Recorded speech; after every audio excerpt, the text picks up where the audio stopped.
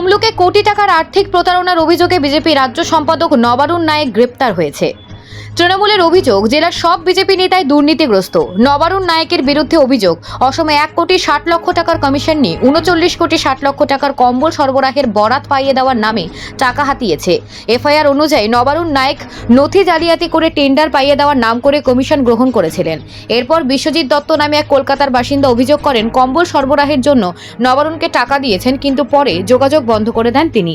এই ঘটনায় তমলুক থানায় এফআইআর দায়ের করার পর পুলিশ তার বিরুদ্ধে তদন্ত শুরু করে। মঙ্গলবার সন্ধ্যায় নবারুণ নায়েককে গ্রেপ্তার করা হয়। বুধবার তাকে তমলুক কোর্টে পেশ করা হয়।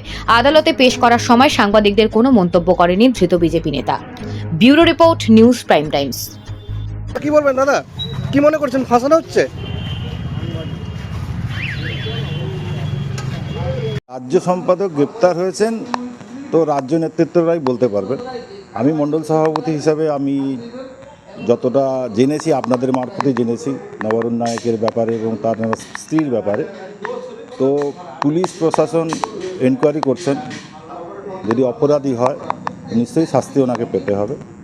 ভারতীয় জনতা পার্টি এরকম অপরাধমূলক কাজে মদত দেয় না। তৃণমূলের দাবি বিজেপির সমস্ত নেতাই দুর্নীতিগ্রস্ত। হ্যাঁ, ওনারা তো এইসব একটা ক্লু পেয়েছেন, ওনারা চেঁচামেচি করবেন। ওনারা তো মানে নিচ থেকে উপর পর্যন্ত সবাই দুর্নীতিগ্রস্ত, তো একটা দেখেছেন। এখনও তো প্রমাণিত হয়নি, যদি প্রমাণ হয় তো সেই ঘরে ঢুকে যাবে। বিজেপি এখানে কোনো শেল্টার ওনাকে দেবেন না। আমার নাম সুকান্ত চৌধুরী, ভারতীয় জনতা পার্টি তমলুক নগর মণ্ডলের সভাপতি।